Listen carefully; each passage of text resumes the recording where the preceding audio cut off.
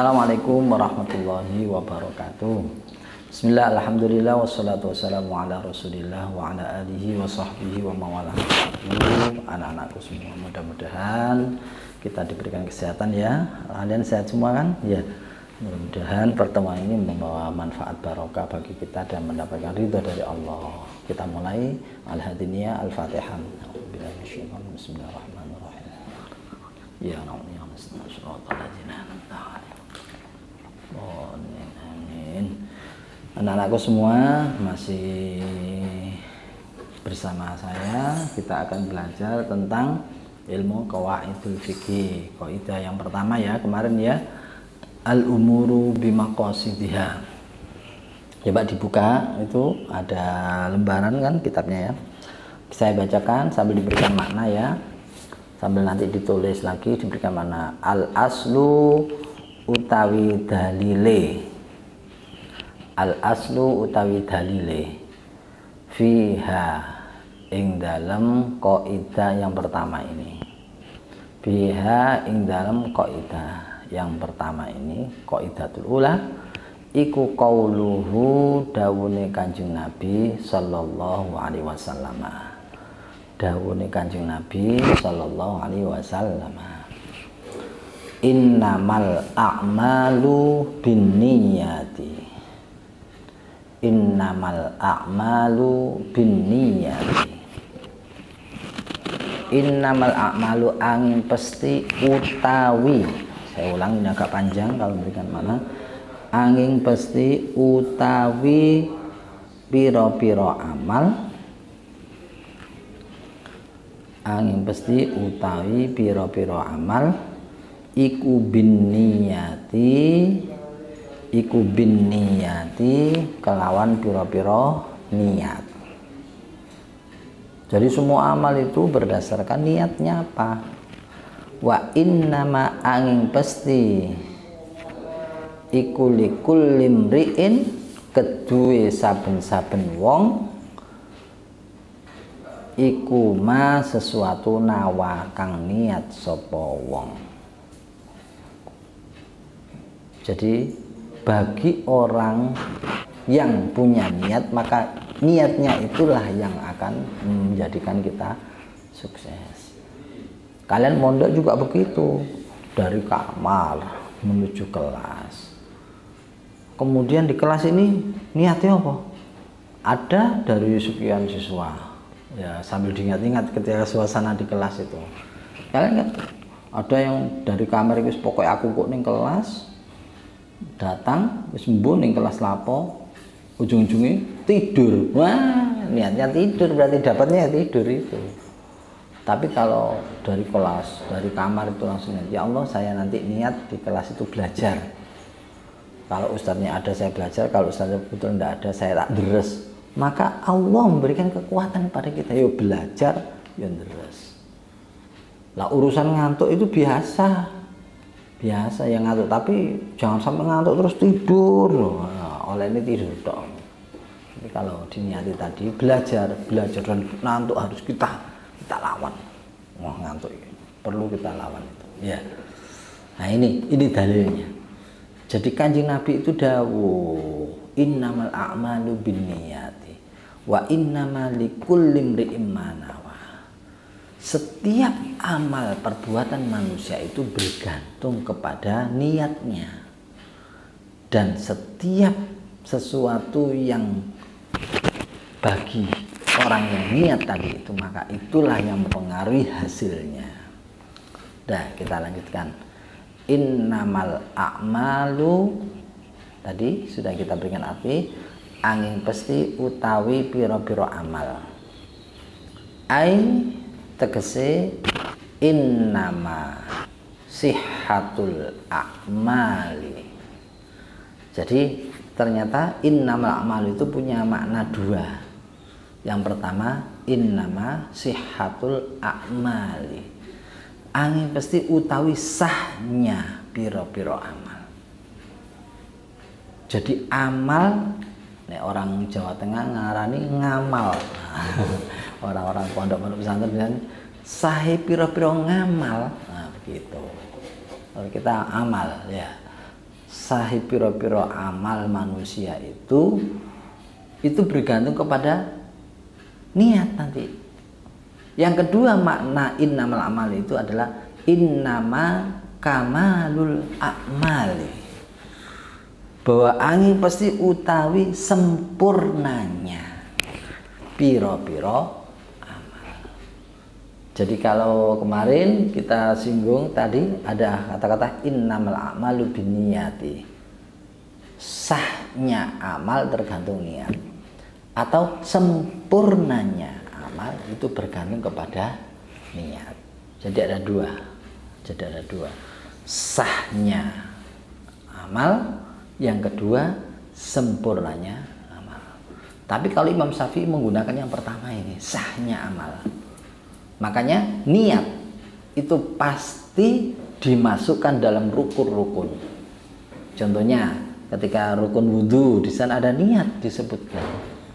Sholat ada niat di sana. Kenapa? Karena apa yang kita lakukan gak diniati maka tidak bisa. Tapi kalau sempurna itu ya sah, tapi nilainya tidak 100 begitu. Nah, terserah kalian nanti milih yang mana, pakai yang sahnya amal atau pakai yang sempurnanya amal. Ya. Al-maqsudu, kita lanjutkan. Al-maqsudu utawi yang dimaksud, al-ahammu yang paling penting. Al-ahammu yang paling penting. Jadi maksud yang paling penting itu apa sih? Minha, saking kaidah ini, yaitu tamyizul ibadati, iku tamyizul ibadati, membedakan piro-piro ibadah. Ini yang paling penting. Jadi mengapa? Ya untuk agar beda gitu loh. Tamyizul ibadati.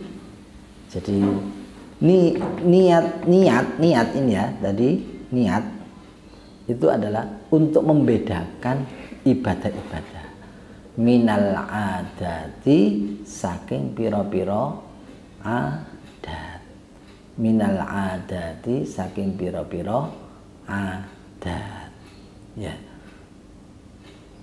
Yang kedua, wa tamyizu rabbil ibadati, untuk membedakan, wa tamyizu rabbil ibadati, untuk membedakan tata cara atau urutan piro-piro ibadah, untuk membedakan tata cara atau urutan ibadah. Ba'doha, sebagian yang lain, mimbatin, dari sebagian yang lain. Jadi kadang-kadang gini, ada orang sholat, gerakan sholat itu sama ndak? Mulai takbir Allahu Akbar,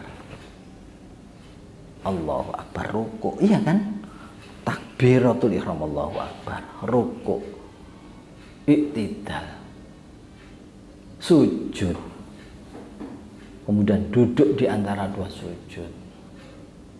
sujud lagi, kemudian berdiri, dan seterusnya. Terakhir duduk tahiyat akhir. Loh, seperti itu kan?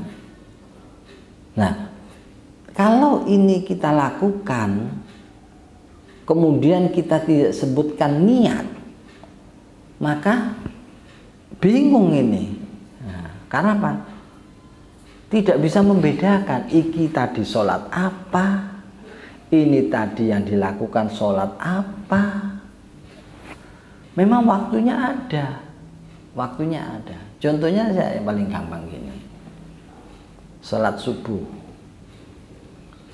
jelas waktunya subuh. Tetapi tiba-tiba ada orang sholat 2 rakaat Allahu Akbar. Dia sholat Allahu Akbar 2 rakaat. Kemudian di jam yang sama ada orang sholat Allahu Akbar 2 sholat.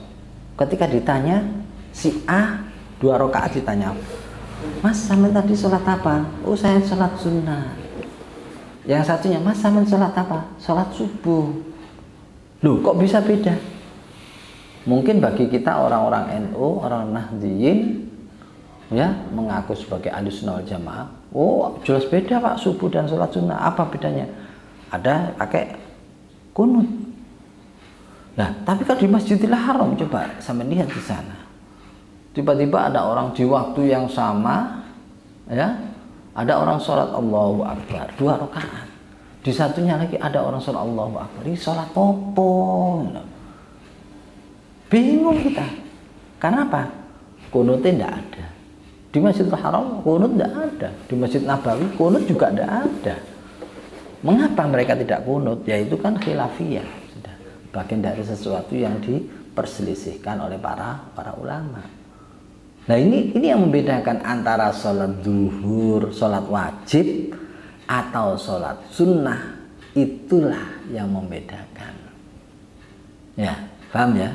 Jadi yang membedakan antara sholat ini tadi, apakah itu tadi tata caranya ibadah atau tata caranya ini adalah adat, itu adalah faktor niat.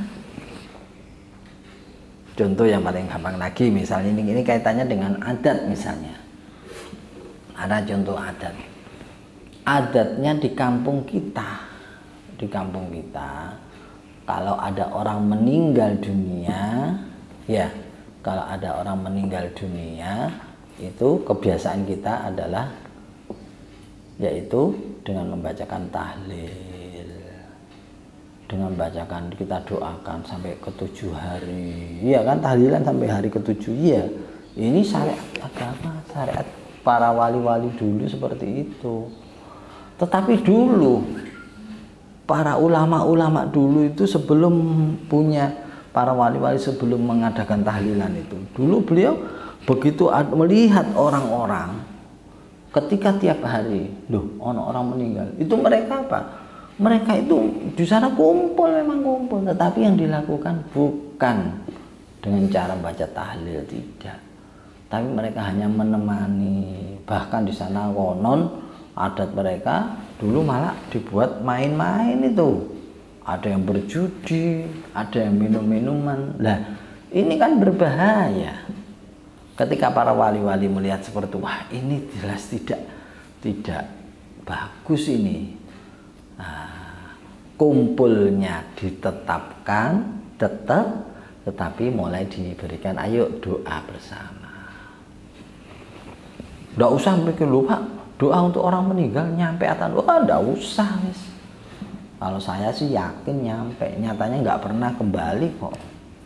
Kalau kita SMS tidak terkirim, ada tulisan tidak tersampaikan, ya, SMS tidak dibaca, SMS terkirim tapi tidak dibaca, berarti kan nggak nyampe. SMS sudah dibaca, sudah, berarti sudah masuk, iya kan? Nah seperti itu, ya. Jadi tadi fungsinya niat yang menjadi dasar dari hadis atau kaidah ini, al-umuru bimaqasidiyah, adalah satu, apa?